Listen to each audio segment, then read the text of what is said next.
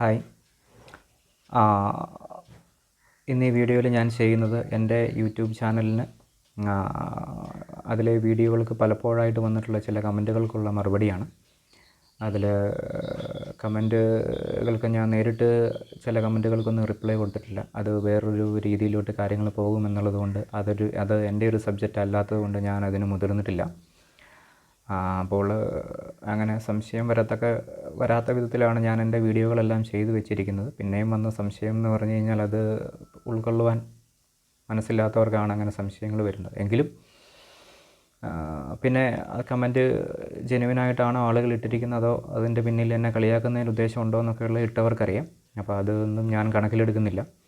എന്തായാലും ആ കമൻറ്റുകൾക്ക് ഒരു മറുപടി വേണമെന്ന് ഞാൻ വിചാരിക്കുന്നു. കാരണം ആ കമൻറ്റ് ഇട്ടവർ ആവശ്യപ്പെട്ടിട്ടതാണോ അല്ലാണ്ടിട്ടതാണെങ്കിലും ഞാൻ ആ കമൻറ്റുകൾ വായിച്ച് നോക്കുമ്പോൾ അതിലുള്ള ഒരു ജെനുവിനിറ്റിയെ പ്രതി ആ കമൻറ്റ് ജെനുവിനായിട്ടുള്ള ഒരാൾ ഇടുകയാണെങ്കിൽ എങ്ങനെയാണ് അതിന് ഞാൻ കൊടുക്കുന്നൊരു മറുപടി എന്നുള്ള നിലയിലാണ് ഈ വീഡിയോ ചെയ്യുന്നത്. അല്ലാണ്ട് വേറെയൊന്നുമല്ല. കാരണം കാര്യങ്ങളെല്ലാവർക്കും അറിഞ്ഞിരിക്കണമല്ലോ. ഒരു പക്ഷേ ജെനുവിനായിട്ടാണെങ്കിലോ കമൻറ്റ് ഇട്ടത്, അല്ലെങ്കിൽ ഇനി മറ്റ് ആർക്കെങ്കിലും ഇതുപോലെ സംശയങ്ങളുണ്ടായാലോ. അപ്പോൾ അങ്ങനെയാണ്. അപ്പം ആദ്യത്തെ ഉള്ളത് ആടുജീവിതം സിനിമ ഇറങ്ങിക്കഴിഞ്ഞപ്പോൾ അതിൻ്റെ തിരക്കഥയുടെ ലെങ്തിനെ പറ്റി ഞാൻ പറയുകയും അതുമായിട്ട് ബന്ധിപ്പിച്ച് തിരക്കഥകൾ കുറഞ്ഞ സമയത്തിനുള്ളിൽ തിരക്കഥ തയ്യാറാക്കണം. അതായത് സിനിമയുടെ റൺ ടൈം 1.5 മണിക്കൂറൊക്കെ പാടുള്ളൂ എന്നുള്ള വിധത്തിൽ ഞാൻ പറഞ്ഞിരുന്നു. അപ്പോൾ അത് എന്താണ് അങ്ങനെ പറഞ്ഞതെന്നുള്ളൊരു സംശയമാണ് ഒന്നാമത്തേത്. അത് ഞാൻ പലപ്പോഴായിട്ട് അതിനെ വിശദീകരിച്ച് പറഞ്ഞിട്ടുണ്ട്. ചുരുക്കി പറയുകയാണെങ്കിൽ നേരത്തെ നമുക്ക് 3 മണിക്കൂറായിരുന്നു സിനിമയുടെ സമയം. അത് 2.5 മണിക്കൂറായി, പിന്നെ 2 മണിക്കൂറായിട്ടുണ്ട്. 1.25 മണിക്കൂർ ലോകത്തിൻ്റെ പല സ്ഥലങ്ങളിലുള്ള സിനിമകൾക്കും ഇപ്പോഴും ഉണ്ട്. എൻ്റെ ആഗ്രഹം അത് 1.5 മണിക്കൂറായിട്ട് കുറയ്ക്കണം എന്നുള്ളതാണ് എല്ലാ സിനിമകളും. കാരണം നമ്മുടെ ഇപ്പോഴത്തെ ബിസി ലൈഫിൽ നമുക്ക് 1 മണിക്കൂർ സിനിമയ്ക്ക് വേണ്ടി സ്പെൻഡ് ചെയ്യാനുണ്ട്. ഉണ്ടെന്ന് പറയുമ്പോൾ അതിന് പല വഴികളും ഉണ്ട്. കാരണം അതിനെക്കുറിച്ച് ഞാൻ പറയാം. 1 മണിക്കൂർ നമുക്കുണ്ട്. പിന്നെ ആ 1 മണിക്കൂറിനുള്ളിൽ 1 മണിക്കൂർ നമ്മളങ്ങനെ സിനിമ കണ്ടിരിക്കുമ്പോൾ അതിൻ്റെ ക്ലൈമാക്സ് ആണല്ലോ വരുന്നത്. 1.5 മണിക്കൂർ കൂടെ ഉള്ളൂ. ഓക്കെ, എന്നാൽ ഇത് തീരട്ടെ എന്ന് കരുതിയിട്ട് 1/2 മണിക്കൂർ കൂടി നമ്മൾ എക്സ്ട്രാ സ്പെൻഡ് ചെയ്യാൻ തയ്യാറാവും. അങ്ങനെ 1.5 മണിക്കൂർ മാക്സിമം നമ്മുടെ കയ്യിലുണ്ട്, ആവറേജ്. അപ്പം ഈ 1.5 മണിക്കൂറിന് കൊണ്ട് സിനിമ തയ്യാറാക്കി കഴിഞ്ഞ് കഴിഞ്ഞാൽ നമുക്ക് ഇപ്പോൾ എല്ലാ ദിവസവും എല്ലാവർക്കും സിനിമയ്ക്ക് പോകാനൊരു ടെൻഡൻസി വരും. കാരണം കുറച്ച് സമയമുള്ളൂ, 1 മണിക്കൂറല്ലേ ഉള്ളൂ എന്നുള്ള തോന്നല. 1.5 മണിക്കൂർ ഉണ്ടെങ്കിൽ 1 മണിക്കൂറേ ഉള്ളൂ എന്നുള്ള ഇതിലാവും സിനിമ കണ്ടേക്കാന്നുള്ളത്. അപ്പോൾ ഈ 1.5 മണിക്കൂറിനുള്ള ഒരു സിനിമ തയ്യാറാക്കണമെങ്കിൽ ഈ ഫിലോസഫിക്കലായിട്ട് കാര്യങ്ങളെ വിവരിക്കുമ്പോഴാണ് സമയം കൂടുന്നത്. ഇപ്പോൾ അതിൻ്റെ ആവശ്യമില്ല. ഇപ്പോൾ പരിണാമം ഒക്കെ നമ്മൾ കൂടുതലായിട്ടും അറിഞ്ഞ സ്ഥിതിക്ക് പരിണാമപരമായിട്ടാണ് കഥകളൊക്കെ വരേണ്ടത്. അപ്പോൾ അങ്ങനെ വരുമ്പോൾ നമുക്ക് വിശദീകരണത്തിന് അധികം സമയം വേണ്ട. പ്രത്യേകിച്ച് നമ്മുടെ ടെക്നോളജിയൊക്കെ പരിണാമവുമായിട്ട് ബന്ധപ്പെട്ടതായതുകൊണ്ട് അതിൻ്റെ കൂട്ടത്തിൽ ഫിലോസഫി ഇട്ട് കൂട്ടിക്കുഴയ്ക്കുമ്പോഴാണ് ഈ സമയം കൂടുതൽ വിശദീകരണത്തിന് സമയം വരുന്നത്. കാരണം നമുക്ക് തന്നെ പിടികിട്ടത്തില്ല ഇത് എന്നാ ഇത് സംഭവമെന്ന്. അപ്പോൾ അങ്ങനെ കൂടുതൽ ഫിലോസഫിക്കൽ വിശദീകരണത്തിനാണ് സമയം കൂടുതൽ വരുന്നത്. ഫിലോസഫിയുടെ കാലം കഴിഞ്ഞതാണ്. അപ്പോൾ അത് ഒഴിവാക്കി പരിണാമവുമായിട്ട് ബന്ധപ്പെടുത്തിയുള്ള കഥകൾ, പരിണാമത്തിൻ്റെ രൂപത്തിലുള്ള കഥകൾ തയ്യാറാക്കി അത് സിനിമയാക്കുക എന്നുള്ളതാണ്. അപ്പോൾ ഒരു പുതിയ സിനിമയായിരിക്കും, അപ്പോൾ ഒരു പുത്തൻ അനുഭവമായിരിക്കും. അതിന് പോകാൻ എല്ലാവർക്കും തയ്യാറാവും. എല്ലാവരും പുതിയ കഥ, പരിണാമപരമായ കഥകൾ പ്രതീക്ഷിക്കുന്നുണ്ട്. ആർക്കും താല്പര്യമില്ല ഫിലോസഫി എന്നുള്ളതാണ്. എങ്കിലും പിന്നെ ഇപ്പോൾ തൽക്കാലം അവൈലബിൾ ആയിട്ടുള്ളതേ ഉള്ളൂ എന്നുള്ളതുകൊണ്ട് ആൾക്കാരങ്ങ് സഹിക്കുന്നു എന്നുള്ളതേ ഉള്ളൂ. ആരെങ്കിലും റിസ്ക് എടുത്ത് പരിണാമപരമായിട്ടൊരു സിനിമ, ഒരു പുതിയ സിനിമ, ആധുനിക സിനിമ ചെയ്യുമ്പോൾ എല്ലാവരും അതിലേക്ക് തിരിയുന്നതായിരിക്കും. അപ്പം ഞാൻ ഈ പറഞ്ഞ പോയിൻറ്റിൻ്റെ വില എല്ലാവർക്കും മനസ്സിലാവും. ആരാദ്യം റിസ്ക് എടുക്കും എന്നുള്ളത് മാത്രമേ ഉള്ളൂ ഇനി അറിയാനുള്ളൂ. കാരണം എല്ലാവരും പ്രതീക്ഷിച്ചിരിക്കുന്നത് തന്നെയാണ്, അറിഞ്ഞോ അറിയാതെ പ്രതീക്ഷിച്ചിരിക്കുന്നതാണ് 1.5 മണിക്കൂർ സിനിമ. ആ 1.5 മണിക്കൂർ സിനിമ നമ്മൾ തയ്യാറാക്കണമെന്നുണ്ടെങ്കിൽ അത് ഇൻസ്റ്റിറ്റ്യൂട്ടിലൊക്കെ പഠിപ്പിക്കേണ്ടതാണ് സമയത്തെപ്പറ്റി. 1.5 മണിക്കൂറിനുള്ളിൽ 1 മണിക്കൂറിനുള്ളിൽ ഒരു സ്ക്രീൻ പ്ലേ, ഒരു കഥയെ എങ്ങനെ സ്ക്രീൻ പ്ലേ ആക്കുക എന്നുള്ളത് അത് പഠിപ്പിക്കുന്നില്ല. അവിടെ നിന്ന് പഠിച്ചിറങ്ങിയവർ വരെ ഇഷ്ടംപോലെ എഴുതി പിടിപ്പിക്കുകയാണ്. അപ്പോൾ കാര്യം പിടികിട്ടിയെന്ന് കരുതുന്നു. ഞാനിതിനെപ്പറ്റി വിശദമായിട്ട് പലപ്പോഴായിട്ട് വീഡിയോ ചെയ്തിട്ടുണ്ട്. ഇനിയും വിശദീകരിക്കാനും തയ്യാറാണ്. ഇതിന് നമ്മളിങ്ങനെ പറഞ്ഞു പോകുമ്പോൾ തന്നെ ഇഷ്ടംപോലെ സബ് ബ്രാഞ്ചുകളുണ്ട്. അപ്പോൾ എല്ലാത്തിലോട്ടും പോയെങ്കിലുണ്ട് കൃത്യമായിട്ടൊരു വിശദീകരണം ആകത്തുള്ളൂ. പക്ഷേ ഇപ്പോൾ അതിന് സമയമില്ലാത്തതുകൊണ്ട് ചുരുക്കുന്നു. അപ്പോൾ ഇതാണ് അതിനുള്ള ഉത്തരം. അടുത്ത ടൈറ്റാനിക് 3 മണിക്കൂറുണ്ട് എന്നുള്ളതാണ്. ടൈറ്റാനിക് എന്നിറങ്ങിയ പടമാണ്? 20-25 വർഷം കണ്ടായെന്ന് തോന്നുന്നു. 20-25 വർഷത്തിനും ഇടയ്ക്ക് ഇറങ്ങിയതാണ്. അപ്പോൾ അന്നത്തെ കാലത്ത് അത് ഫിലോസഫിക്കലായിട്ട് ചെയ്ത പടമായതുകൊണ്ട് വിവരിക്കാൻ അത്രയും ടൈം വേണം. ജെയിംസ് കാമറൂൺ വളരെ പ്രായമുള്ളൊരു സംവിധായകനാണ്. അദ്ദേഹത്തിൻ്റെ കാലഘട്ടത്തിൽ അദ്ദേഹം ഫിലോസഫിയും ടെക്നോളജിയും ബ്ലെൻഡ് ചെയ്ത് സിനിമകൾ ചെയ്ത ഒരാളാണ്. അപ്പോൾ അദ്ദേഹത്തിൻ്റെ ടെക്നോളജി കാരണം അദ്ദേഹത്തിൻ്റെ ഫിലോസഫിക്കൽ ആയിട്ടുള്ള കാര്യങ്ങൾ നമ്മളങ്ങ് മറന്നുപോയെങ്കിലും ഇപ്പോൾ അദ്ദേഹത്തിൻ്റെ അവതാർ 2 എന്ന സിനിമ ഇറങ്ങിയതോടുകൂടി അദ്ദേഹം ഫീൽഡ് ഔട്ടായ സ്ഥിതിയാണ്. കാരണം അദ്ദേഹത്തിൻ്റെ ഫിലോസഫിയുടെ കാലം പോയി. അപ്പോൾ പിന്നെ അദ്ദേഹത്തിൻ്റെ ഫിലോസഫിയുടെ കാര്യം പിന്നെ പറയണം. അപ്പോൾ അതുകൊണ്ട് അദ്ദേഹവും അദ്ദേഹത്തിൻ്റെ സിനിമകളും അദ്ദേഹത്തിൻ്റെ സിനിമകളെന്ന് പറഞ്ഞു കഴിഞ്ഞാൽ അവതാർ 2 ടോട്ടലി കഥാപരമായിട്ട് വളരെ മോശമായിരുന്നു. അപ്പോൾ അത് ആൾക്കാർക്ക് അത്ര രസിച്ചിട്ടില്ല എന്ന് തന്നെയാണ്. അതൊരു മെഡിക്കൽ കോളേജിലെ മൃതദേഹം തന്നെയാണ്. അതുകൊണ്ട് നമുക്ക് അതിൻ്റെ അകത്ത് നിന്ന് എന്തെങ്കിലും പഠിക്കാമെന്നല്ലാതെ അത് ആസ്വാദ്യയോഗ്യം അല്ല. അപ്പോൾ ടൈറ്റാനിക് 3 മണിക്കൂർ എന്നുള്ളത് അത് അന്നത്തെ കാലമായതുകൊണ്ടാണ്. ഇന്നൊരു 3 മണിക്കൂർ പടം ഇറക്കുന്നതിനെ പറ്റി ചിന്തിക്കുകയേ വേണ്ട. ആൾക്കാർക്ക് എവിടെ സമയം? ഒരു 3 മണിക്കൂർ ഒരു പടം നമുക്ക് കാണണമെന്നുണ്ടെങ്കിൽ ഏത് ദിവസം ഏത് സമയത്ത് നമ്മൾ പോയി കാണും? സമയമുണ്ടോ? ആരെങ്കിലും പോയി കാണുമ്പോൾ അതിൻ്റെ പുറകെ വെച്ച് പിടിച്ച് സമയം ഉണ്ടാക്കി പോയി കാണുമായിരിക്കും. മൊത്തത്തിൽ നമ്മൾ ചിന്തിച്ച് നോക്കുമ്പോൾ ഇല്ല, സമയമില്ല എന്നുള്ളത് തന്നെയാണ്. ഇതും കൂടുതലായിട്ട് വിവരിക്കുന്നില്ല. പലപ്പോഴായിട്ട് ഞാൻ ഇതിൻ്റെ ഉത്തരങ്ങളെല്ലാം പറഞ്ഞിട്ടുണ്ട്. അപ്പോൾ ടൈറ്റാനിക് 3 മണിക്കൂർ അത് അന്നക്കാലത്തെ പടമാണ്. ഇന്ന് 1.5 മണിക്കൂറിനുള്ളിൽ ടൈറ്റാനിക്കിൻ്റെ കഥ പറയാൻ പറ്റുമെങ്കിലേ ഉള്ളൂ ആൾക്കാർക്ക് ഇഷ്ടപ്പെടുത്തുള്ളൂ. അപ്പോൾ പറയുന്നത് 1.5 മണിക്കൂറിനുള്ളിൽ ടൈറ്റാനിക്കിൻ്റെ കഥ പറയാൻ പറ്റില്ല എന്നുള്ളത്. അപ്പോൾ ആ കഥ ആർക്കും വേണ്ട എന്നുള്ളത് തന്നെയാണ്. അതതിൻ്റെ ഫിലോസഫിക്കൽ വശമാണ് ആ കഥയുടെ. അപ്പോൾ അങ്ങനെ ഒരു ഫിലോസഫി ഇപ്പോൾ ആരും പ്രതീക്ഷിക്കുന്നില്ല, ആർക്കും താല്പര്യമില്ല. അടുത്ത ശുദ്ധ സംഗീതത്തെ നശിപ്പിച്ചവനാണോ AR റഹ്മാൻ എന്നുള്ളതാണ്. AR റഹ്മാൻ്റെ സംഗീതത്തെപ്പറ്റി ഞാനൊരു വീഡിയോ ചെയ്തിരുന്നു. ശുദ്ധ സംഗീതത്തെ നശിപ്പിച്ചവനാണോ AR റഹ്മാൻ എന്നുള്ളതൊന്നും എനിക്കറിയത്തില്ല. കാരണം ഞാനൊരു മ്യൂസീഷ്യൻ അല്ലാത്തതുകൊണ്ട് അതിനെപ്പറ്റി കൂടുതലായിട്ട് അഭിപ്രായം ഞാൻ പറയുന്നില്ല. ഞാൻ പറഞ്ഞത്, ഞാൻ ഭാവിയിൽ സിനിമ ചെയ്യുന്നതിനെ പറ്റി ആലോചിക്കുമ്പോൾ അതിൻ്റെ അകത്ത് സോങ്സൊക്കെ എങ്ങനെയായിരിക്കണം, എങ്ങനെ പ്ലേസ് ചെയ്യണം എന്നതിനെ പറ്റിയൊക്കെ ആലോചിക്കുമ്പോൾ എനിക്കൊരു കാര്യം മനസ്സിലായി. അതാണ് ഞാനവിടെ പറഞ്ഞിരിക്കുന്നത്. അതായത് AR റഹ്മാൻ്റെ കാലം കഴിഞ്ഞാണ്. അദ്ദേഹം ഫിലോസഫി ടച്ചിലാണ് പാട്ടുകൾ ചെയ്യുന്നത്. ആ കാലം കഴിഞ്ഞു എന്നുള്ളതാണ്. ആ പാട്ടുകൾക്ക് ഇനി സ്വീകാര്യത കുറഞ്ഞിട്ടുണ്ടെന്നുള്ളത് എല്ലാവർക്കും അറിയാമല്ലോ. അപ്പോൾ അദ്ദേഹത്തിൻ്റെ കാലം കഴിഞ്ഞു, അദ്ദേഹത്തിൻ്റെ പാട്ടുകളുടെ കാലം കഴിഞ്ഞു എന്നുള്ളത് തന്നെയാണ് ഞാൻ ഉദ്ദേശിച്ചതിൻ്റെ അർത്ഥം. പിന്നെ പൃഥ്വിരാജിൻ്റെ ആടുജീവിതം ഇറങ്ങിയ സമയത്ത് ആടുജീവിതത്തിൽ മോഹൻലാലിൻ്റെ ആടുജീവിതം ഇറങ്ങിയാൽ, പ്രേം നസീറിൻ്റെ ആടുജീവിതം ഇറങ്ങിയാൽ എങ്ങനെയാണെന്നൊക്കെ ഞാൻ തമാശ രൂപേണ പറഞ്ഞിരുന്നു. തമാശയല്ല, കാര്യമായിട്ട് തന്നെയാണ്. പക്ഷേ അത് തമാശയായിട്ടും വേണമെങ്കിൽ കരുതാം, അല്ലെങ്കിൽ കാര്യമാണ്. അതുകൊണ്ട് എന്താണ് ഉദ്ദേശിച്ചതെന്നൊക്കെ അത് ഞാൻ പറഞ്ഞല്ലോ. നസീറിൻ്റെ കാലഘട്ടത്തിലൊരു മോഡൽ അഭിനയമായിരുന്നു. അതിനേക്കാളും കുറച്ചുകൂടെ പരിഷ്കൃതമായ വിധത്തിലാണ് മോഹൻലാലിൻ്റെ കാലഘട്ടത്തിലെ അഭിനയം. അതിനേക്കാളും കുറച്ചുകൂടെ പരിഷ്കൃതമായിട്ട് ഇപ്പോൾ പൃഥ്വിരാജ് അഭിനയിച്ചിട്ടുണ്ട്.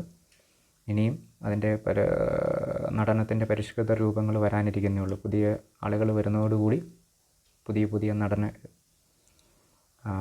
വൈഭവങ്ങൾ വരും എന്നതാണ് ഞാൻ ഉദ്ദേശിച്ചതിൻ്റെ സാരം. അപ്പോൾ അത് നസീർ അന്ന് അഭിനയിക്കുകയാണെങ്കിൽ, ഞാനന്ന് വീഡിയോയിൽ പറഞ്ഞിട്ടുണ്ടല്ലോ, എന്താ പറയണേ, ബോഡിയും ട്രാൻസ്ഫോർമേഷനൊന്നും ചെയ്യത്തില്ല.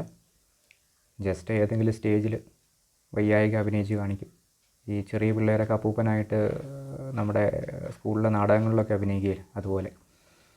പിന്നെ മോഹൻലാലാണ്. മോഹൻലാലും ട്രാൻസ്ഫോർമേഷനൊന്നും നടത്തത്തില്ല. പക്ഷേ അദ്ദേഹം വയ്യായിക മുഖത്ത് നന്നായിട്ട് പ്രതിഫലിപ്പിച്ച് കാണിക്കും എന്നുള്ളത് തന്നെയാണ്. അപ്പോൾ പക്ഷേ പൃഥ്വിരാജിൻ്റെ സ്ഥാനത്തോട്ട് വന്നു കഴിഞ്ഞപ്പോഴത്തേനും കുറച്ചുകൂടെ അഡ്വാൻസ്ഡായി. കാരണം അദ്ദേഹം മുഖത്ത് ഭാവങ്ങൾ വരുത്തുക മാത്രമല്ല, അദ്ദേഹത്തിൻ്റെ ബോഡി കൂടി കഥാപാത്രത്തിനനുസരിച്ച് ട്രാൻസ്ഫോം ചെയ്തു.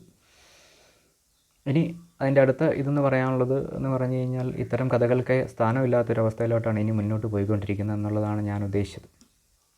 അപ്പോൾ അതാണ് അതിൻ്റെ ഉത്തരം. ഇപ്പം നസ്ലിനൊക്കെ അഭിനയിക്കുന്നത് കണ്ടാണല്ലോ. അപ്പോൾ എന്താ പറയണേ, നമ്മൾ ആടുജീവിതം സ്ഥലത്തോട്ട് പോവില്ല.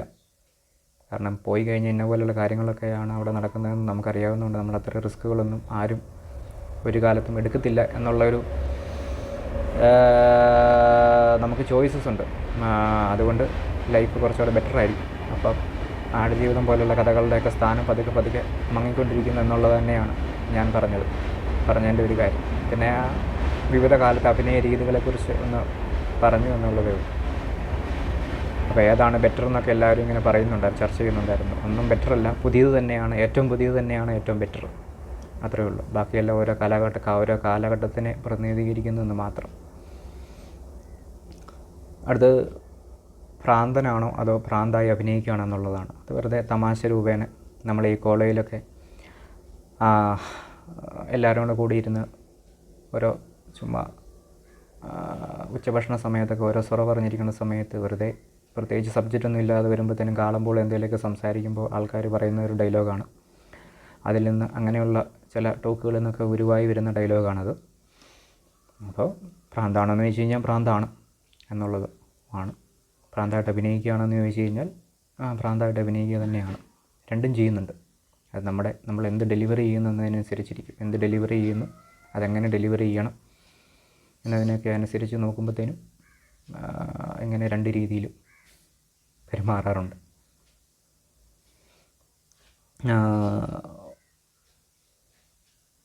ഞാൻ 1 മിനിറ്റ് വീഡിയോ ഷോർട്സായിട്ട് ചെയ്യുമ്പോൾ അതിലെന്താണ് ഞാൻ ഈ കൈകൊണ്ട് കാണിക്കുന്നത് എന്നൊക്കെ ചോദിക്കുന്നുണ്ട്. അത് കൈകൊണ്ട് കാണിക്കുന്നത് അത് ഞാൻ ഓട്ടോമാറ്റിക്കായിട്ട് ഓരോ ആളുകൾക്കും സംസാരിക്കുമ്പോൾ ഓരോരോ ചേഷ്ടകൾ വരുമല്ലോ, അങ്ങനെ വരുന്ന ചേഷ്ട ആണ് അത് എന്നുള്ളതാണ് ഒരു കാര്യം. പിന്നെ അത് കുറച്ചുകൂടെ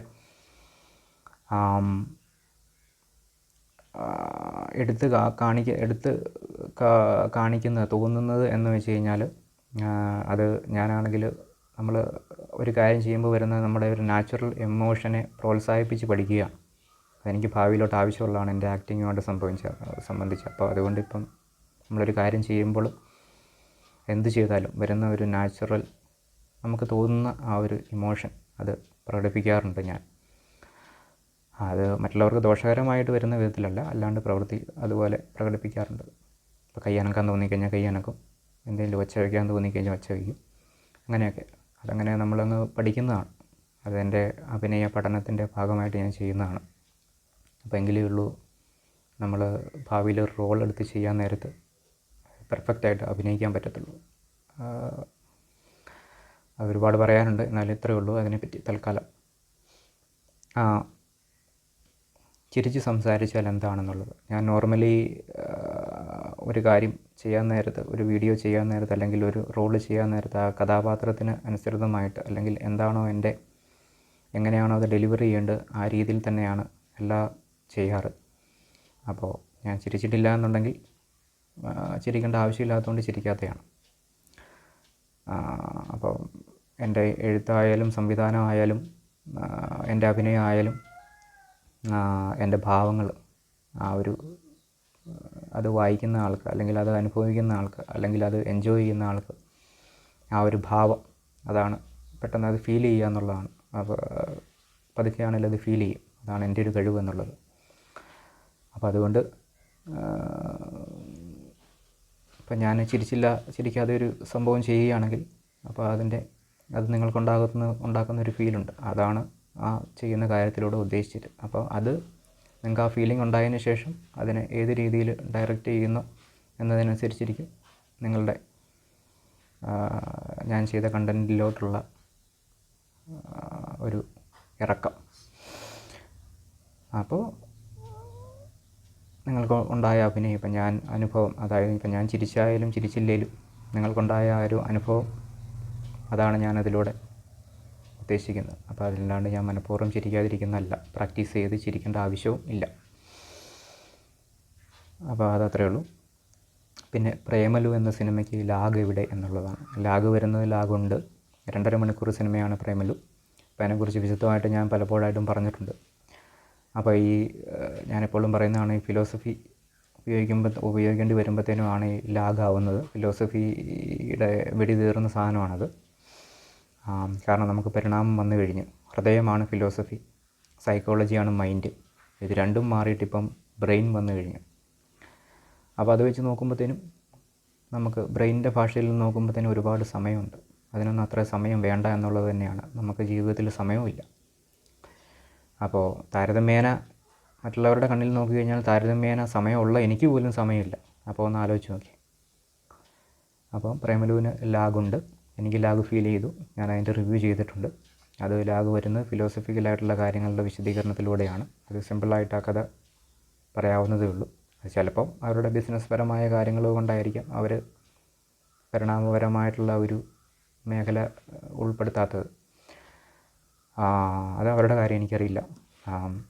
ഞാൻ എൻ്റെ അനുഭവം പറഞ്ഞതേ ഉള്ളൂ. അപ്പോൾ പ്രേമലുവിന് നല്ല ലാഗ് ഉണ്ട്. ആ പടം ഒരു 1.5 മണിക്കൂറിലൊക്കെ തീർക്കാൻ സാധിച്ചാൽ വളരെ നന്നായിരുന്നേനെ എന്നുള്ളതാണ്. പിന്നെ നീ ഭ്രാന്തിൻ്റെ ഡോക്ടറെ കാണണം എന്നുള്ളത് തീർച്ചയായിട്ടും കാണും. കാരണം ഇപ്പോൾ അങ്ങനെ പെട്ടെന്ന് ധൃതി പിടിച്ച് കാണാൻ പോകാത്ത എന്താണെന്ന് വെച്ച് കഴിഞ്ഞാൽ അവിടെ ചെന്ന് കഴിഞ്ഞാൽ ഈ ഡോക്ടർമാരും ഫിലോസഫിയുടെ ആൾക്കാരാണ്. അവിടെ ചെന്ന് കഴിഞ്ഞ് കഴിഞ്ഞാൽ അവർ പ്രിസ്ക്രൈബ് ചെയ്യാൻ പോകുന്ന കാര്യം എന്ന് പറഞ്ഞു കഴിഞ്ഞാൽ കുറച്ച് കാലം റെസ്റ്റ് എടുക്കുക, ഇഷ്ടമുള്ള കാര്യങ്ങളൊക്കെ ചെയ്യുക, ഇഷ്ടമുള്ള കാര്യങ്ങൾ ചിന്തിക്കുക, മനസ്സിന് ഡിസ്റ്റർബ് ആവുന്ന കാര്യങ്ങളിലൊന്നും ഇടപെടാതിരിക്കുക, അങ്ങോട്ടൊന്നും പോകാതിരിക്കുക, ചിന്തിക്കാതിരിക്കുക എന്നൊക്കെ ഉള്ളതാണ്. ടോട്ടലി റെസ്റ്റാണ് അവിടുന്ന് പറയാനുള്ളത്. അപ്പോൾ അങ്ങനെ ഒരു മനുഷ്യനോട് പറഞ്ഞു വിടാൻ പറ്റത്തില്ലല്ലോ, നീ പോയി വെറുതെ ഇരുന്നോളെ ഇഷ്ടത്തിനനുസരിച്ച്.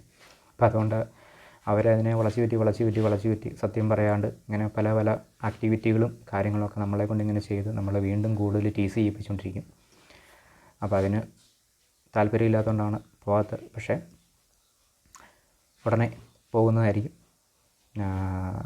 എന്നിട്ട് എന്താ പറയണേ,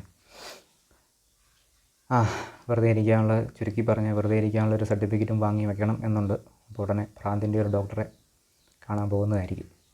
ഇപ്പോൾ ഇനി അവരുടെ വായിരിക്കുന്ന ഫിലോസഫി കേൾക്കാനും അവരുടെ ഫിലോസഫിക്കലായിട്ടുള്ള പദ്ധതിയിൽ പങ്കുചേരാതിരിക്കാനും ആ സമയത്ത് വാ, ഈ സമയത്ത് വാ, അത് ചെയ്യ്, ഇത് ചെയ്യ്, ഇതൊക്കെ വന്നു കഴിഞ്ഞ് കഴിഞ്ഞാൽ നമുക്ക് പിന്നെ വട്ടുണ്ടോ എന്ന് എനിക്ക് തന്നെ തോന്നിപ്പോവും. അപ്പോൾ അതുകൊണ്ട്, കാരണം വേറെ ഒന്നുമല്ല, അവർക്ക് കറക്റ്റ് കാര്യം അറിയാം, പക്ഷേ അവർക്ക് പറയാൻ പറ്റത്തില്ലല്ലോ പോയി വെറുതെ ഇരുന്നോളെ. അപ്പോൾ അതുകൊണ്ട് അവരും കുടുങ്ങും. എന്തായിരുന്നു അവരുടെ നിസ്സഹായാവസ്ഥ എനിക്കറിയാം. പക്ഷേ എന്താ ചെയ്യണേ, എന്താണേലും സമയവും സൗകര്യം പോലെ അടുത്ത് തന്നെ ഒരു ഭ്രാന്തിൻ്റെ ഡോക്ടറെ കാണാൻ പോകുന്നുണ്ട്. അപ്പോൾ അതിനുശേഷം അതിൻ്റെ അപ്ഡേറ്റ്സൊക്കെ അറിയിക്കാം. പിന്നെ തന്നെയല്ല, പല കാര്യങ്ങൾക്കായിട്ട് ഞാൻ ഡോക്ടറെ കാണാൻ പോയിട്ടുണ്ട്. അപ്പോഴെല്ലാം അവിടെയൊന്നും ഒരു പരിഹാരവും ഉണ്ടാകാത്ത രീതിയിലാണ് കാര്യങ്ങൾ അവർ പറഞ്ഞു തന്നെ വിട്ടിരിക്കുന്നത്. എൻ്റെ ചെവിയുമായിട്ട് ബന്ധപ്പെട്ടൊരു പ്രശ്നത്തിന് ഇങ്ങനെ ഞാൻ ഡോക്ടറെ കാണാൻ ആദ്യം പോയിട്ടുണ്ട്. അപ്പോൾ ആദ്യമൊക്കെ അവരിങ്ങനെ വളച്ചു ചുറ്റി സംസാരിക്കും. സത്യം പറഞ്ഞു കഴിഞ്ഞാൽ ചെവി ഡേഞ്ചറാണ്, അവസാനം വരെ സൂക്ഷിക്കണം എന്നുള്ളതാണ്. അവസാനം ഗതി കിട്ടി കഴിഞ്ഞ് കഴിയുമ്പോഴത്തേനും നമ്മൾ തുടർച്ചയായിട്ട് ഇങ്ങനെ ചെന്ന് കഴിയുമ്പോഴത്തേനുമാണ് അവർ പറയുന്നത് ഇന്നതാണ് സത്യം, ചെവി അവസാനം വരെ സൂക്ഷിക്കുക, പ്രത്യേകിച്ച് മരുന്നൊന്നും ഇല്ല എന്നുള്ളത്. അപ്പോൾ ബാക്കി അങ്ങനെ കുറേ കാര്യങ്ങളുണ്ട്, അതിനെപ്പറ്റി പറഞ്ഞാൽ കൂടുതൽ നീണ്ടുപോകും. അങ്ങനെ ഒരുപാട് കാര്യങ്ങൾക്ക് ഞാൻ ഡോക്ടറെ കാണാൻ പോവുകയും ഡോക്ടർമാരിങ്ങനെ സത്യം പറയാനായിട്ട് വളരെ വിഷമിക്കുകയും അവസാനം അത് മനസ്സിലാക്കി ഞാൻ തന്നെ അവരുമായിട്ടൊരു ബന്ധമുണ്ടാക്കി സത്യം മനസ്സിലാക്കുകയൊക്കെ ചെയ്ത് അങ്ങനെയൊക്കെ ഒരുപാട് കാര്യങ്ങളുണ്ട് അതിനൊക്കെ. അപ്പോൾ എന്താണേലും ഇത്രയേ ഉള്ളൂ. ഭ്രാന്തിൻ്റെ ഡോക്ടറെ കാണാൻ പോകുന്നതായിരിക്കും, അതിൻ്റെ അപ്ഡേറ്റ്സ് അറിയിക്കുന്നതായിരിക്കും. പിന്നെന്താ പറയുന്നത്, പിന്നെ എന്ന് പറഞ്ഞു കഴിയുമ്പം ഭ്രാന്തായിട്ട് അത് പലർക്കും തോന്നുന്നതാണ്. നമ്മൾ അസാധാരണമായിട്ട് എന്തെങ്കിലും ചെയ്യണമെന്നുണ്ടെങ്കിൽ അതിനായിട്ട് എടുക്കേണ്ട ചില റിസ്ക്കുകളും കാര്യങ്ങളൊക്കെ ഉണ്ട്. അപ്പോൾ അതെടുക്കുമ്പോഴത്തേനും മറ്റുള്ളവർക്ക് അങ്ങനെ ഭ്രാന്തായിട്ട് തോന്നുന്നതാണ്.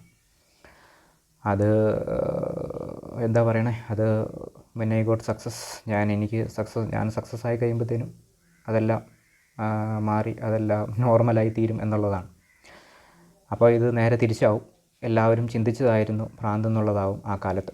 അപ്പോൾ അത്രയേ ഉള്ളൂ. എന്താണേലും കുഴപ്പമില്ല, ഭ്രാന്തിൻ്റെ ഡോക്ടറെ കാണാനായിട്ട് ഉടനടി തന്നെ പോകുന്നതായിരിക്കും.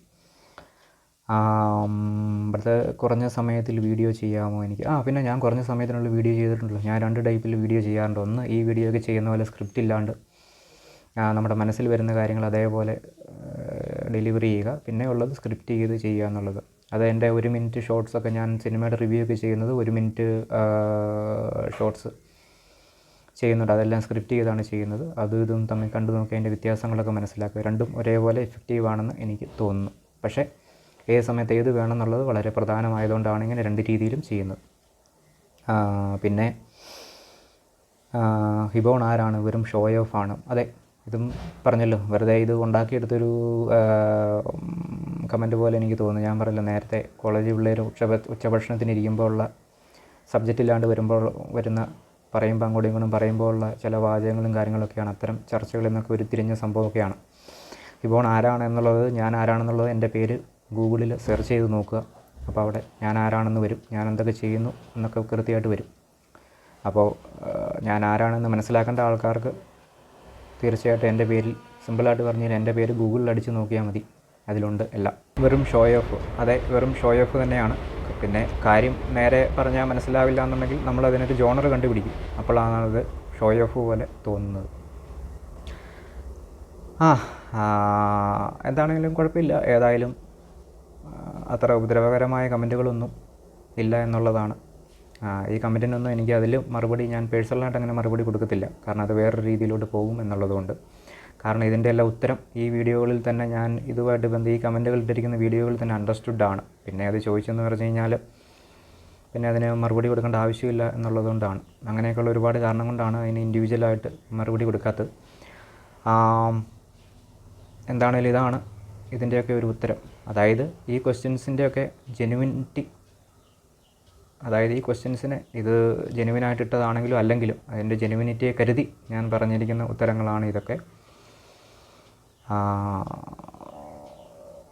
എന്താ പറയണം, അപ്പോൾ ഇതാണ് ഇതിൻ്റെയൊക്കെ കാര്യം.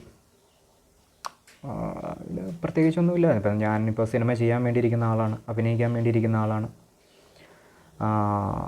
സംവിധാനം ചെയ്യാൻ വേണ്ടിയിരിക്കുന്ന ആളാണ്, എഴുതാനിരിക്കുന്ന ആളാണ്. അപ്പോൾ എന്താ പറയുന്നത്, അപ്പോൾ ഇനി എൻ്റെ ജീവിതാവസാനം വരെ ഇങ്ങനെ ഇപ്പോൾ ഇത്രയും പേരെ ഇപ്പം നമ്മളെ വിമർശിക്കുന്ന ആൾക്കാരെ നമ്മൾ തൃപ്തിപ്പെടുത്തുന്ന ഒരു സ്റ്റേജിലോട്ട് നമ്മൾ ഉയർന്നാൽ പോലും അടുത്ത സെറ്റ് വിമർശകരപ്പോൾ വരും. അപ്പോഴും എൻ്റെ അനുഭവം ഇത് തന്നെയാണ്. പിന്നെ അതിൻ്റെ വീണ്ടും മുന്നോട്ട് പോകുമ്പോഴത്തേനും വീണ്ടും വരുന്നത് ഇത് തന്നെ. അപ്പോൾ ഇതിങ്ങനെ അവസാനം വരെ ഇങ്ങനെ പോയിക്കൊണ്ടിരിക്കും.